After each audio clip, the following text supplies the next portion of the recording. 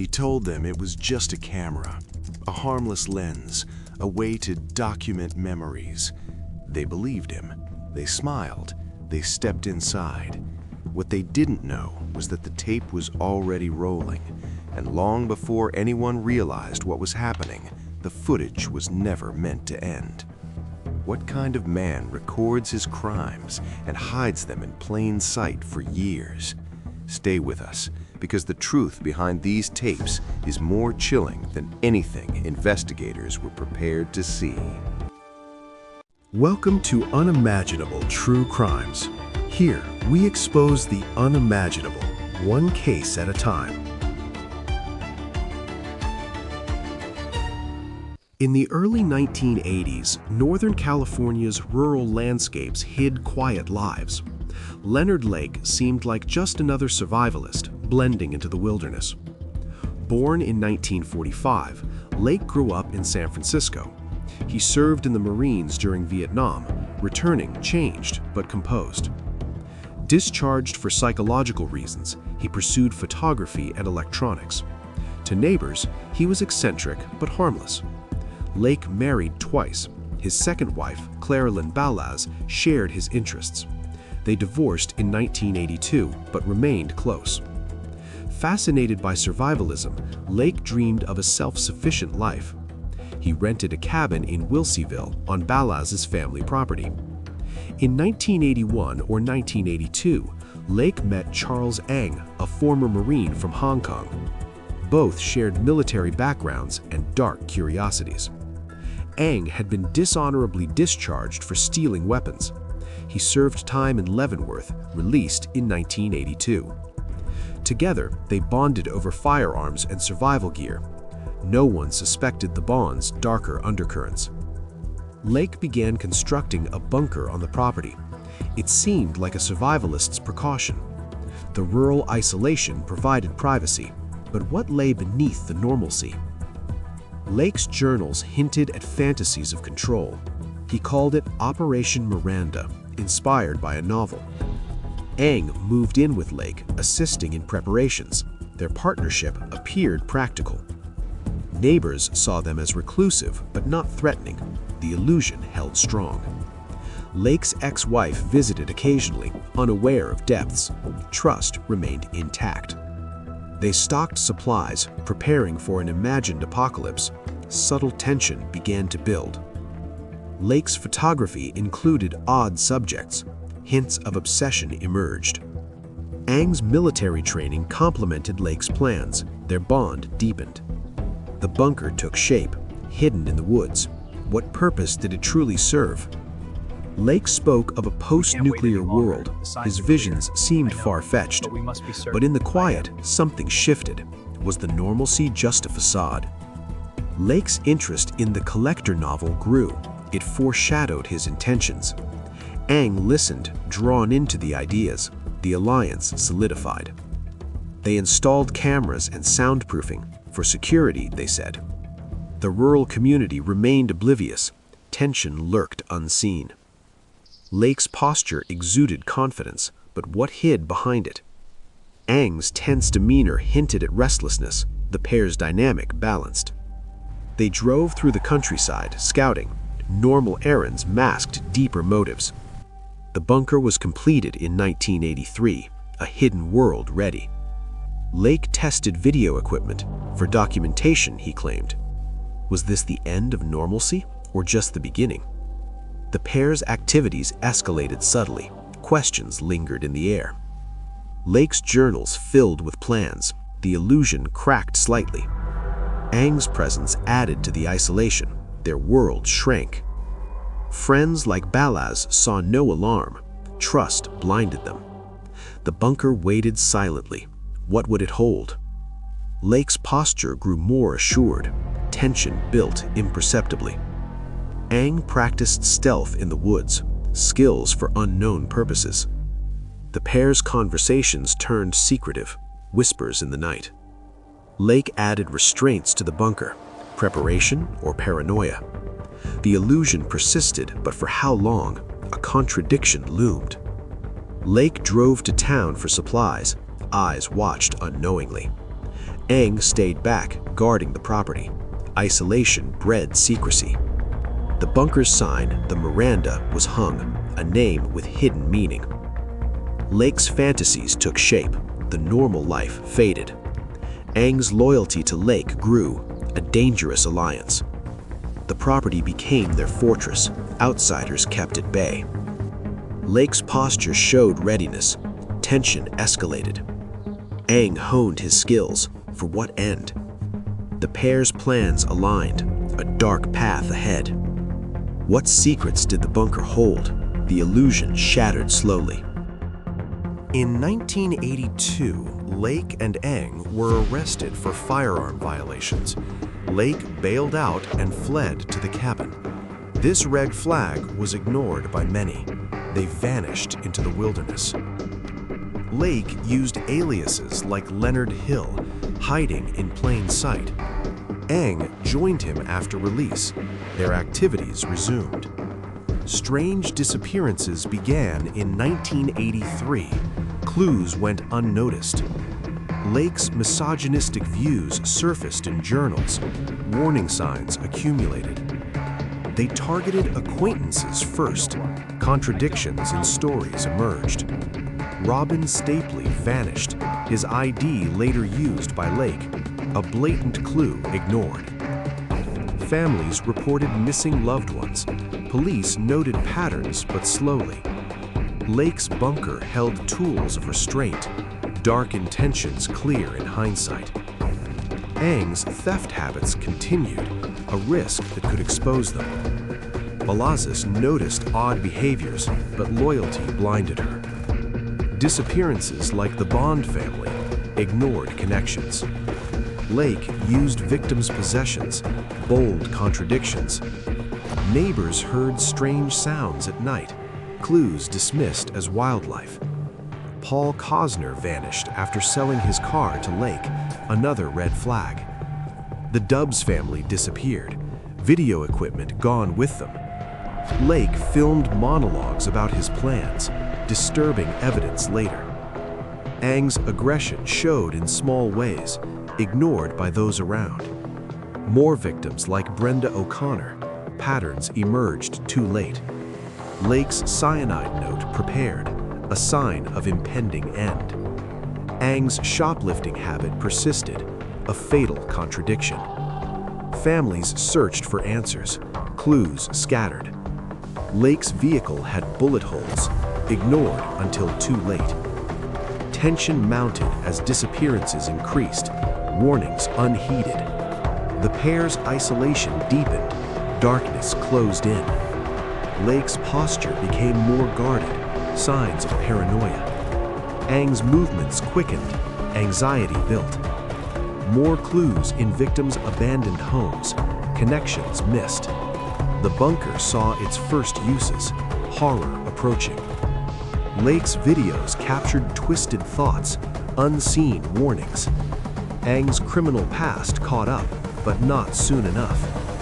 Family's anguish grew, clues ignored. Lake's property had shallow graves, hidden signs. Tension escalated with each missing person, contradictions piled up. The pair's confidence waned, end neared. More red flags in 1984 disappearances, ignored by authorities. Lake's cyanide capsule ready, a desperate measure. Eng's recklessness increased, a breaking point. What ignored clue would unravel it all? The signs were there. Bone fragments later found, early signs buried. Lake's videos showed control fantasies, disturbing contradictions. Eng's military theft record, a pattern of crime. Families' pleas went unanswered, clues lost. The bunker's cell was soundproofed, hidden horror. Tension peaked in 1985, warnings culminated. Lake's posture showed strain, cracks appeared. Eng's actions became bolder, risks heightened. The final shoplifting attempt, a turning point. What contradiction would expose the darkness? The signs demanded attention. The abductions began in earnest around 1983-1984. Men lured by promises or chance met swift, merciless ends. Paul Cosner disappeared after selling his car to Lake. A simple transaction turned deadly. Families were targeted, like the Dubs in July 1984. They responded to an ad for video equipment. Harvey, Deborah, and infant Sean Dubs vanished. Men and children disposed of quickly. Women endured prolonged captivity. The bunker became a chamber of terror. Kathleen Allen and her boyfriend Michael Carroll in 1985. Connections through prison ties led to abduction. The Bond family in April 1985. Lonnie Bond, Brenda O'Connor, and their infant son. Brenda O'Connor pleaded for her child's life. Emotional horror intensified through atmosphere. Videos documented torment, control, and degradation the goal. Infants met immediate ends, no mercy extended. Men robbed and killed for possessions, bodies burned or buried shallowly. The bunker held multiple victims at times. Isolation amplified fear. Torture recorded on tape, dehumanization complete. Victims like Randy Johnson and Reggie Frisbee vanished, patterns of robbery and murder. Shock and confusion dominated, darkness enveloped the property. The crimes built in secrecy, no escape from the bunker. Emotional intensity through prolonged suffering, atmosphere thick with dread. Lake and Ng's partnership enabled the horror, control absolute. Victims' lives erased methodically, the property hid the truth. The crimes escalated until discovery loomed. Darkness could not last forever. On June 2, 1985, Charles N.G. was caught shoplifting a Vice in South San Francisco. Police detained him. Lake arrived to intervene. Officers searched Lake's car, finding a silenced pistol. Suspicion mounted quickly. Lake provided a false ID belonging to Robin Stapley, a critical police error in initial verification. At the station, Lake swallowed cyanide sewn into his clothing. He collapsed, revealing his true identity. Lake died days later, his note directing to the Wilseyville cabin. Investigation shifted to the remote property. NG was interrogated but released briefly due to lack of charges, a police oversight allowing his flight. Search warrants obtained for the Wilseyville site. Officers arrived to a seemingly normal cabin. Initial search revealed Lake's journals detailing fantasies. Evidence of darker activities emerged. Videotapes found showing captives like Brenda O'Connor. Shock rippled through the team. The bunker was discovered hidden in the hillside. Its purpose became chillingly clear. Inside, restraints and a cell confirmed captivity. Police errors in prior missing persons cases highlighted. Bone fragments unearthed in trenches. Community began to react with horror. Over 45 pounds of human bones found, identifications linked to missing persons. NG fled to Canada, evading capture initially. International manhunt ensued. Claralyn Balaz interrogated. She cooperated partially, revealed more about Lake's obsessions. Community in Wilseyville stunned by revelations. Neighbors recalled ignored oddities. Police combed the property for days. More evidence surfaced, like stolen items. Videos showed Deborah Dubs in distress. Emotional weight on investigators grew. NG arrested in Calgary for shoplifting and assault. Extradition battles began. Media frenzy hit the community. Reactions mixed shock and fear. Police acknowledged missed connections and disappearances. Errors in coordination exposed. Victim families interviewed, sharing anguish. Community rallied in grief. More bones identified as Dubs family remains. Evidence mounted against NG. NG fought extradition for years. Legal delays frustrated investigators. Community held vigils for the victims. Reactions deepened the horror. Police errors included not linking earlier thefts. Hindsight revealed oversights. Excavation uncovered incinerator with charred remains. Tension in the investigation peaked. NG extradited in 1991 after Supreme Court ruling. Justice slowly approached.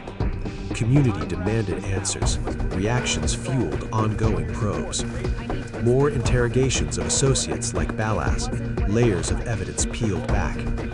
Police reconstructed timelines from journals. Errors in initial missing reports noted. Victim count estimated at 11 to 25. Community grappled with scale. NG's military records reviewed in interrogation.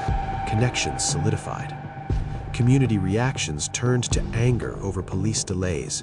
Trust eroded. Final searches yielded personal effects like IDs. Evidence closed gaps. NG's pretrial interrogations revealed little, stonewalling frustrated efforts. Community forums discussed safety lapses. Reactions intensified scrutiny. Police chief addressed errors publicly. Accountability promised.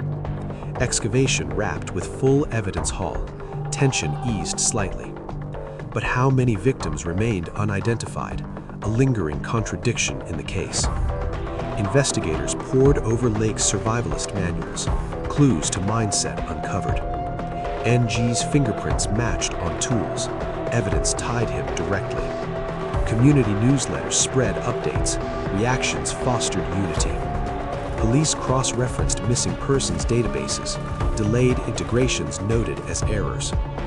Balaz's immunity deal led to more revelations. Interrogations yielded key details. Neighbors interviewed about strange fires. Community pieced together ignored signs.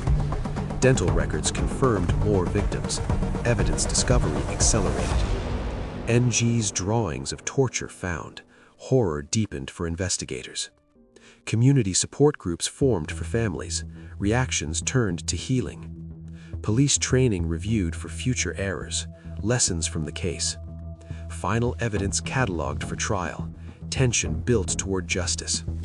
But why did the system fail the victims earlier? A haunting contradiction. Investigators reflected on Lake's suicide note. Clues revisited. NG's extradition paperwork processed. International cooperation key. Community rebuilt trust slowly. Reactions evolved to resilience. Police errors led to internal reviews. Changes implemented. Final interrogations before trial. Evidence solidified. Victim memorials erected. Community honored the lost. The investigation closed with NG's charges, but doubts on full truth persisted. What more lay buried in Wilseyville? An unresolved contradiction. Charles N.G.'s trial began in 1998 after years of delays. He faced charges for 11 murders. Prosecutors presented videos and journals as evidence. The courtroom absorbed the horror. N.G. claimed coercion by Lake. Defense argued diminished responsibility. Victim families testified to their losses. Emotional impact resonated deeply. The jury deliberated for weeks. Tension gripped the courtroom.